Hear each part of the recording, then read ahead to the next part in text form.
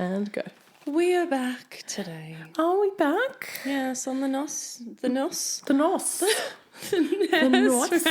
podcast. What's your Of course, name? yeah, my name's Olivia. And I'm Georgia. As we all know. It's like... Excellent cue music. Dun, dun, dun, dun. Dun, dun, dun, dun.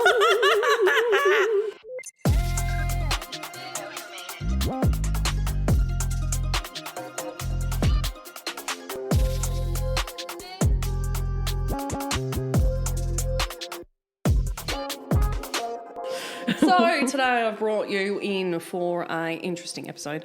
Our very first episode of our second year. Period. Cheers. We just cheersed our coffees because it's currently 10:30 in the evening. You know? Yeah, I got to drive back after this. You got this, Queen. Praying for you. I've brought you here today to discuss the following. Dun, dun, dun. Australian women who kill.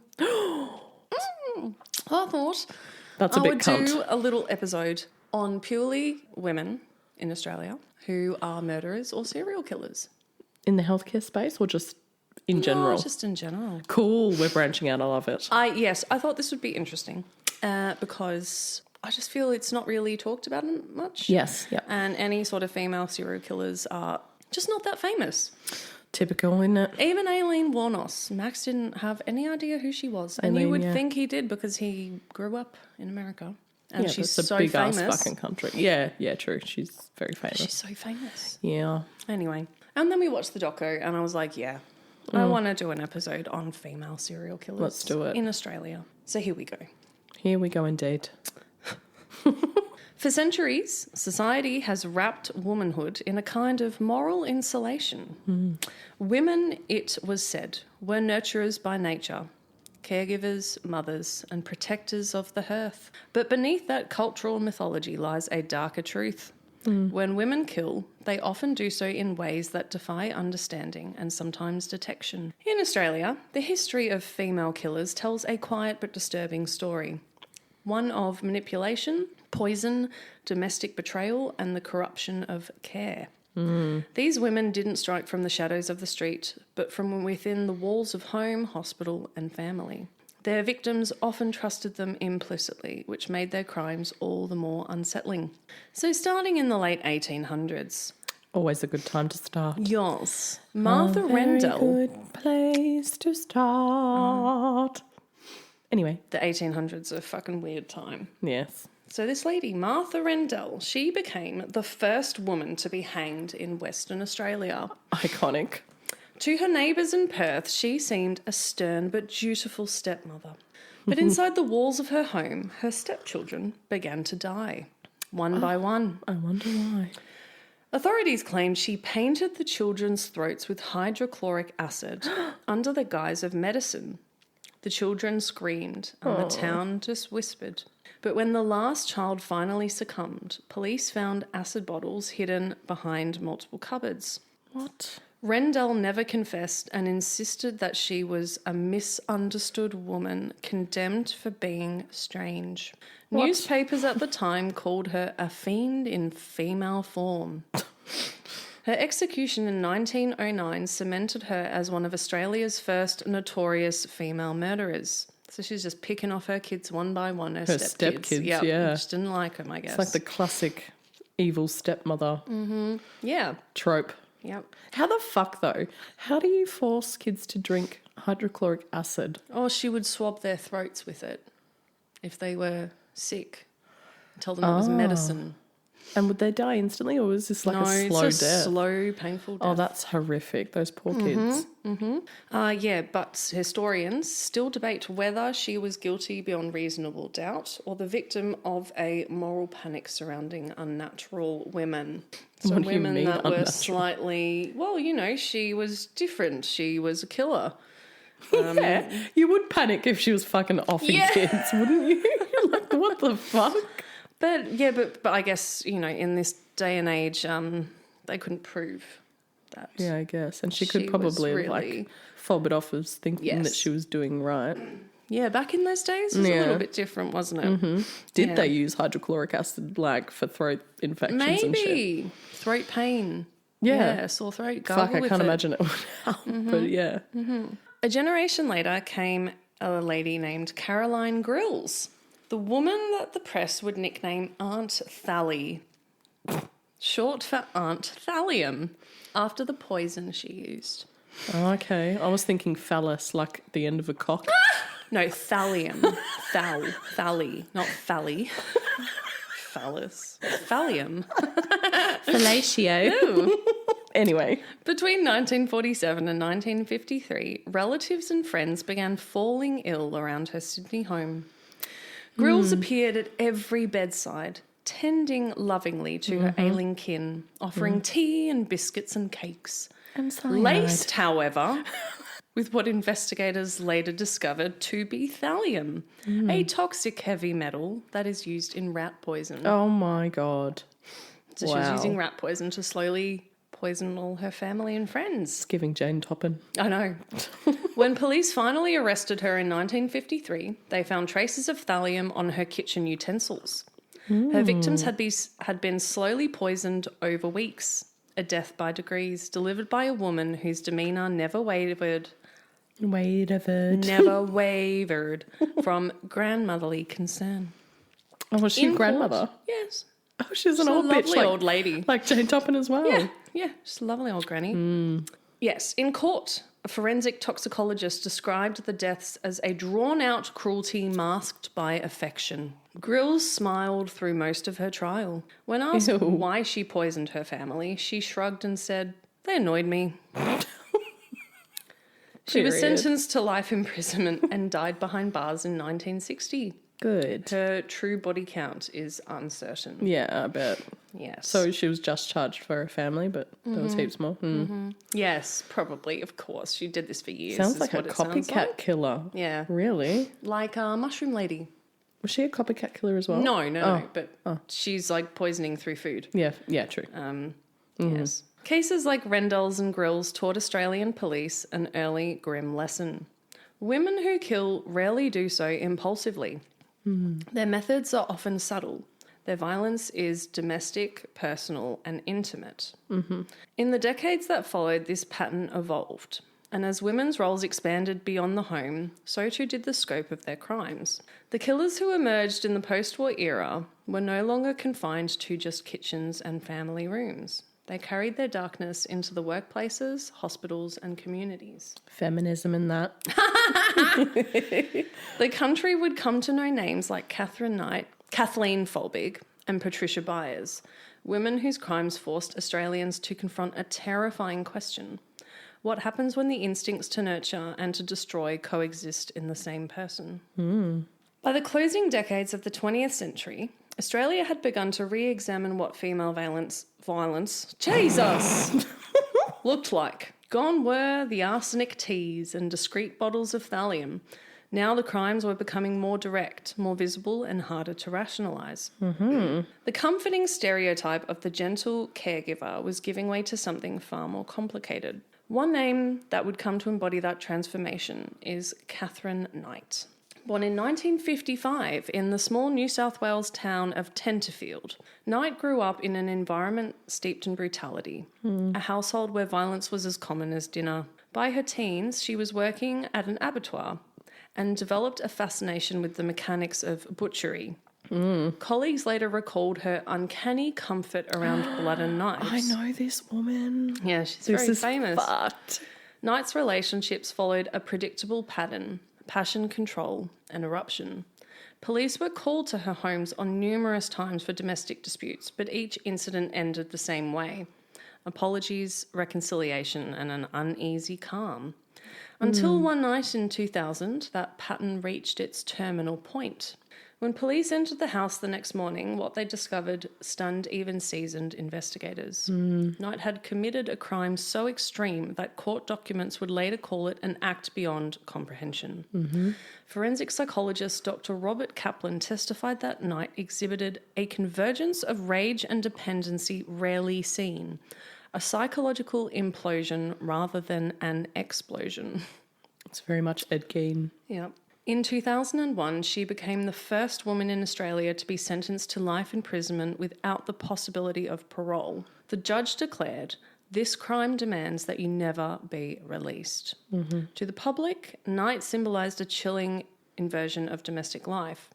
The woman who turned the rituals of home into instruments of terror. What'd she do? That's Do you know? excellent question. I'll tell you what she did.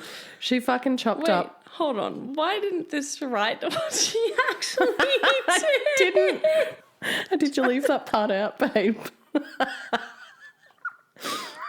All right.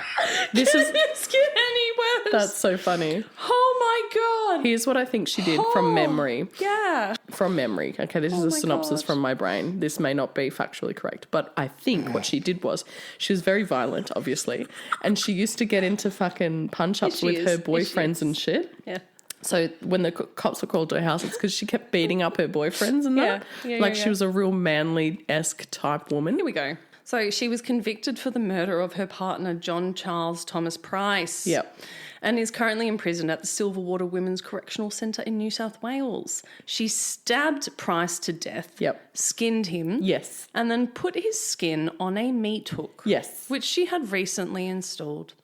She then cooked his head Yes. and parts of his body with the intention of feeding them to Price's children. Yes. But was stopped by police after an employee of his went to check on him after he had not been to work that day. Exactly. Oh my Lord. I So know. she is still alive. She's currently 70 years old. Yes. She's currently still in jail. Yeah. So apparently her motive was she wanted revenge for Price wanting to leave her. Yeah, right, yeah. So she's possessive as well. Yes, Yeah, no. abusive, and then he wanted to leave her, and she was like, I'm gonna, hung, draw and quarter you and serve you to your children. Yeah, so she hung him up in her house and there was also lots of bits and bobs of body parts and shit, much like Ed Gein. It was very Ed Gein-esque. And yeah, his head in the pot. That's what I was going to say. That happened in Australia, in New South Wales. Guys, I'm so sorry. I literally wrote this and didn't even include what she fucking did in her crime. That's just a So new good. level for me. That is so. I'm leaving all that in. That's Wow, so that's funny. just amazing.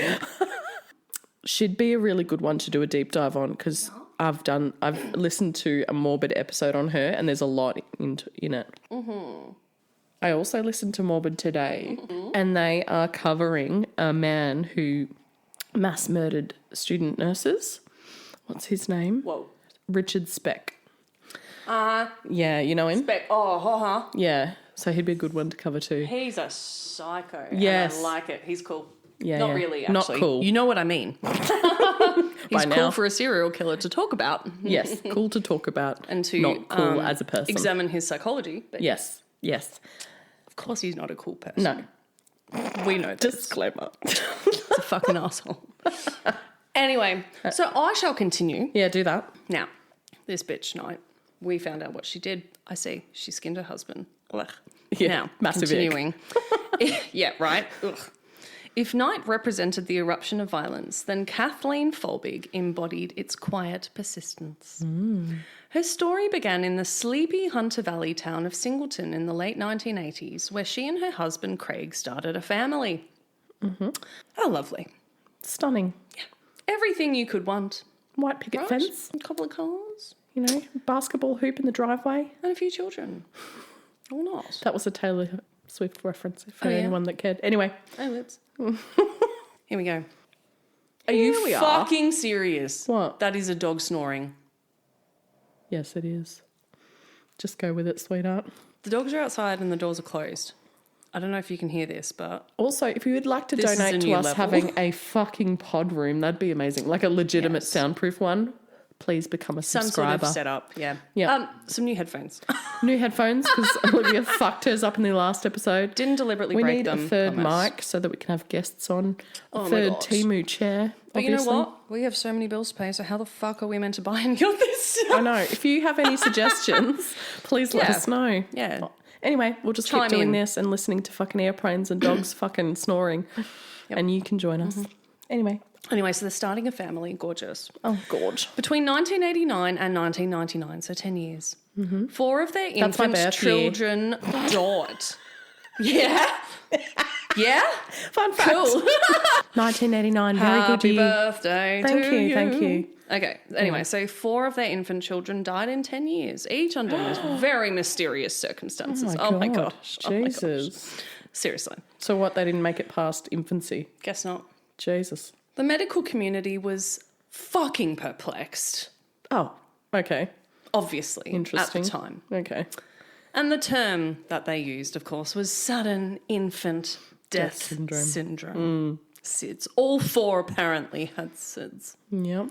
But when Folbig's diaries were later examined, it was obviously not locked. No lock and key. No invisible ink. Ugh, get with the fucking time, Not bitch. back in those days. Anyway, investigators found passages that prosecutors argued revealed her guilt. Okay. I feel like the worst mother in the world. No One line shit. read, I'm responsible for them all. But to detectives, those words were a confession. As in, I am responsible for all of their deaths. But is it? Because you could argue that course. she feels responsible, Of course. you know? And to a defence team, of course, these were the writings of a fucking grieving woman who was consumed by depression, guilt, anxiety, all of it. Mm-hmm. But who knows? And then in 2003, after a sensational trial, Folbig was convicted of murdering 3 of her 4 children and manslaughtering the 4th. How? We'll see. Okay.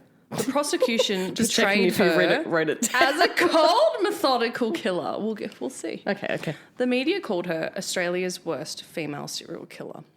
Mm-hmm. Yet, doubts lingered. In 2019, new genetic research revealed that 2 of the children carried rare mutations affecting their cardiac function. Oh, wow. And science suggests that their deaths may have indeed been natural. Oh, that's so sad. After years of campaigning by scientists and advocates, Folbig received a pardon in 2023 and was released after 2 decades behind bars. Wow. Yeah, I was going to say, like, it's pretty outrageous for them to say she's the most fucking prolific serial killer when Catherine fucking skinned her fucking husband. Yeah. I remember hearing about Kathleen Folbig all the time when I was a kid. And I probably heard about her again in 2023 after she got pardoned. So, yeah, she was originally sentenced to 40 years with a non-parole period of 30 years. So Caleb Gibson was born on the 1st of February 1989. He had a couple of health issues but was otherwise healthy. He died in his sleep, apparently, in a room adjoining his parents' bedroom. During the night, he stirred from midnight to 2 a.m., but then was found in the morning by Folbig, dead, apparently, in his cot. From apparently SIDS, and he was 19 days old at the time. Oh, my God. Then you've got Patrick Allen Folbig, who was born on the 3rd of June 1990. So on the 18th of October that year in 1990, apparently Kathleen put Patrick to bed, and then her husband, Craig, was awakened by the sounds of his wife screaming and found her standing over the baby's cot. Oh. He noticed the child was not breathing and attempted to revive him by doing CPR. They called an ambulance and he was taken to hospital. He was later diagnosed as suffering from epilepsy and cortical blindness. Oh, wow. Okay. And he died 4 months later due to severe seizures. Oh. On 18th of February 1991, Folbig telephoned her husband at work to report Patrick's death, saying, "It's happened again." Jesus. Fuck. And then the third one, so Sarah Kathleen. Following their second loss, the couple moved to Thornton in New South Wales. And she was born on the 14th of October 1992, but died on the 29th of August 1993 at 10 months old. Fucking hell. Again, SIDS of some sort. Oh, and then you've got family. Laura Elizabeth, who was born in 1997, and then at 18 months old, died as well. Fuck from me apparent dead. SIDS. So it was proven that they had a congenital heart defect. 2 of them, yes. Oh, and then just she was 2? incriminated by her own husband as well, basically. Yeah, well, he found her standing over one of them. Well, it was more so that he found the written notes and he handed them into police. Yeah. So they It was a alleged time where they just fucking blamed women for everything, really, wasn't it? So they alleged that she smothered them, Yeah. rather. Mm-hmm. Yeah. She could have. And then there's this quote here by British paediatrician Roy Meadow. 1 sudden infant death is a tragedy, 2 is suspicious, and 3 is murder until proven otherwise. Which it was. Apparently she tried to run out of the courtroom at one point. I mean, yeah. So it's kind of still kind of up in the air. Like, even though 2 had congenital defects, 1 had epilepsy. Yeah, I guess, like, you can't form a judgment, really. No, we don't really know what happened there. And if it was all an accident, that's terrible, terrible luck. I don't know how someone could be that unlucky, but It's happened. that shit happens, Yeah, definitely. There was another woman who was under, I don't know if it was in Australia or America, under intense scrutiny for having 2 SID deaths for her kids, and she was accused of murder, and they were in fact just SIDS. Like, There are sometimes just unknown genetic causes. yeah. That cause sudden infant death syndrome. Yeah, it's very fucking common. Well, sudden it is cardiac common. death as well. Yeah. In infants, yeah. There's an influencer on TikTok who had a baby not too long ago, and he died. Yeah. From SIDS. From SIDS. Fuck. Yeah, it was fucked. I still follow her. Oh, God. Have you heard of Veruca Salt? No. That's her influencer name. I don't think that's her. That's not her real name. That's a fucking Willy Wonka and the Chocolate Factory. But like, yeah, shit. Yeah, it was very sad. Yeah. So around the same era, so like 2000s, smaller communities across Australia faced their own reckonings with female violence. In the Victorian town of Reedon, Christine Lyons became notorious after the death of Lyons' cousin in 2017. The case combined drugs, jealousy, and a shared descent into delusion. Further north, police were uncovering cases that blurred the line between superstition and murder. Women who claimed to act under spiritual guidance or who saw their crimes as a form of twisted protection. Newspapers began to speak of a new phenomenon, the female predator next door, someone whose danger was hidden behind their ordinary life. By the late 1990s and early 2000s, Australian criminologists were beginning to map the patterns that echoed global research. Women who kill often do so within circles of care. Partners, children, patients, and friends. And their motives tend to revolve around control, desperation, or distorted compassion rather than overt aggression. As Professor Judy Malloy of the University of Sydney wrote, "These are not women who kill for gain or glory. They kill to solve what they see as an unbearable problem." It's pretty fucking dark. Yeah, it is. Any kind of murder is dark, though, really, isn't it? In every society, the figure of the nurse holds a special place. The healer, the comforter, the one who brings calm to chaos. Hospitals are built on trust, and nurses are the foundation of this. Apparently.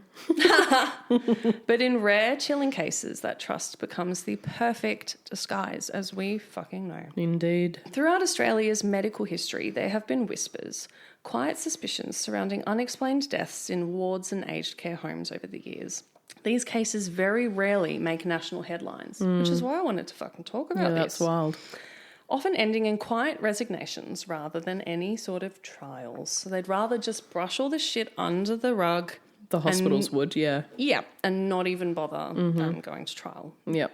So, in the 1970s and 80s, Australian newspapers occasionally reported on clusters of hospital deaths that defied medical explanation. While most were attributed to system failures or outdated equipment, others led to quiet inquiries. I just made a comparison here. In 1993, Beverly Allett, remember her? She was a paediatric nurse who was convicted of murdering 4 children and attempting to kill 9 others. And apparently she was the one who kickstarted Australian authorities and the medical board to start reviewing and changing protocols for any sudden unexplained ward deaths. So the Beverly Allett case served as a warning to everyone, really, that the archetype of the angel of mercy could become an angel of, say it, Georgia, death. There we go. Oh my God. Later on in Australia, cases with similar overtones began surfacing. In aged care facilities and private homes, investigators occasionally encountered evidence of deliberate overdosing, falsified charts, or the quiet removal of life support without consent. In 2010, reports emerged of a nurse in New South Wales investigated for administering fatal doses of insulin to elderly patients. How original. Well, Insufficient evidence prevented any formal charges from occurring, so I wasn't able to find out this person's name. Okay. The case revealed systemic vulnerabilities, heavily overworked staff, undersupervised wards, and a culture that discouraged questioning your colleagues. Oh, yeah, I know that culture well. Yep. Criminologist Dr. Kait later observed, when women kill in medical settings, they exploit the invisibility of their labour. A syringe, a chart, a signature. They are all ordinary tools of care that become tools of control. Now, that pattern wasn't unique to hospitals. In domestic settings, women acting as caregivers to partners, parents or clients occasionally crossed the same moral boundary. Their crimes were often framed as mercy, protection, or being in financial desperation. One of the more infamous examples was a lady named Emily Perry. And she was accused in 1981 of attempting to poison her husband with arsenic. He survived, and Perry's trial became a national fascination. The jury eventually acquitted her after a retrial, but the case left Australians questioning whether poison could ever truly disappear from the country's criminal repertoire. It's the most commonly used, isn't it? How the fuck could you, dismiss an arsenic poisoning case? The fuck? How could you, Ask the judge, mate. It's probably on some sort of semantic, you know? Then there was Patricia Byers, a Sydney woman convicted in 1993 for attempted murder. She sounds familiar. Byers had injected a friend with a sedative, faked her own death, What? and then fled to Queensland. What the helly? When she was arrested, she calmly told police, "I just wanted a new life." I wonder how she faked her death. That's interesting. I wonder. Her story, half con artist, half fantasist.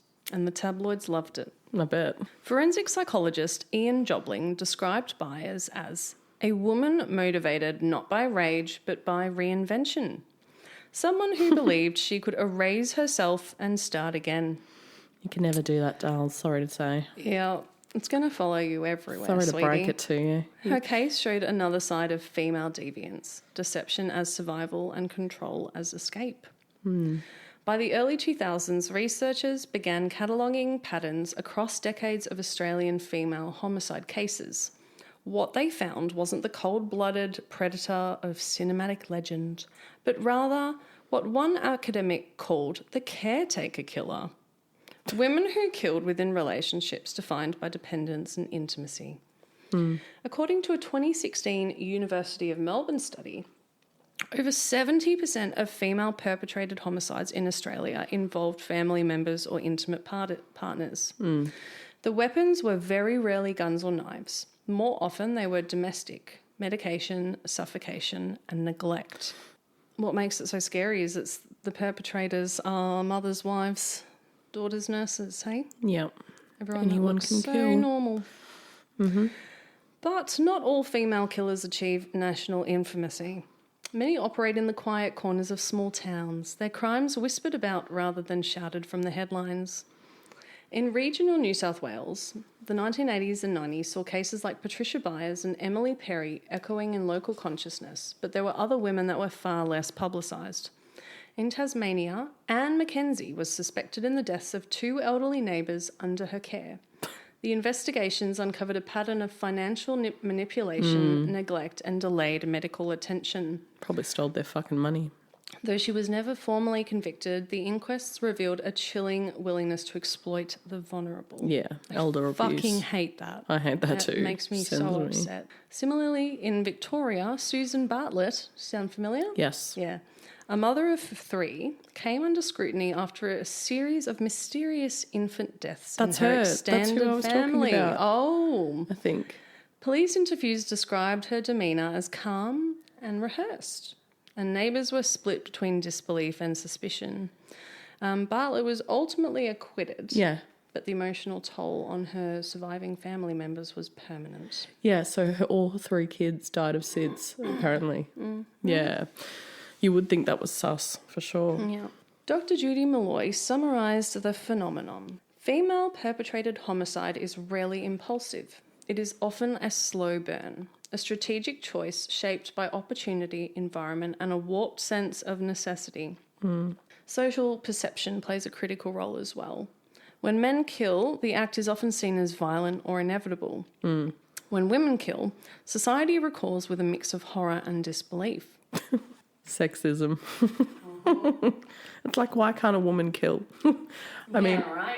we don't want equal rights in murder, but like, you know what I'm getting at. It's just like sexism. Yeah. So, yeah, the media would frame women, who killed their child or spouse or patient as an unnatural person. Yeah, but it's fine for men to do it. It's like, it's almost expected, you know? In the end, the story of Australian female murderers is not one of glamour or sensational spectacle. It is a story of intimacy turned fatal, of trust abused, and societal blind spots that are exploited. From Martha Rendell's acid-laden remedies to Catherine Knight's unparalleled notoriety, and through the quieter shadowed cases of nurses, mothers and caregivers whose crimes remained hidden, the narrative is a study of contradiction, care and cruelty, affection and annihilation. These women force us to confront uncomfortable truths. Violence is not confined to just physical strength or outward aggression. It can reside in subtle manipulation, calculated neglect, and betrayal. Yep. And so in the history of Australian crime, the angels of death leave their mark, not just on the victims that they touch, but on the way that society sees women as a whole. Yeah, we're caring, but also dangerous. Yeah, women can be dangerous too. Fucking give us credit where credit is due. I think that, I don't know why, but it's like why are almost you as shocked? if people forget that females are human beings. Yeah. And are, sadly, capable of just everything that men are. Yeah, they just do it in a way that matches their Slightly different abilities. way, yeah. Men murder with their fucking strength and their emotional dysregulation, and women murder, Like, how likely is it for a girlfriend to suffocate her boyfriend to death in bed? Unlikely. Very unlikely. She's There's no way she'd be able to hold up for 5 minutes. Yeah. They'll do it in a way that they can do it. He would just go for the fucking jugular and be over in 2 minutes. Yeah. It's very different. It is different, but it's like motive's motive. It's still murder. Yeah, it's still murder, so... The method doesn't matter. No, it really doesn't. And it's like, don't be shocked when a woman fucking kills, because like years and years of oppression will fucking do that to a person. It'll send you nuts for sure. Not that I'm saying every woman is oppressed or whatever, but like a lot of it is like acting out of fucking some sort of deep-seated emotional trauma, But that's the same with men, Desperation I guess. and feeling like it's the only way out as well seems to be a really common thing. Yeah, but the murder of feels like children, it's there's the no only way. fucking excuse or I'm rationale talking for about that shit. domestic violence type stuff in particular. Yeah, exactly. Crazy cats. Fascinating stuff, Olivia. I think we should deep dive into that woman who skinned her husband. I was just about to say, there are a couple of women in there that I would really love to do my next episode on in detail. Totally. Yes. But I just thought I'd give an overview. Bring to attention, I guess, in a way.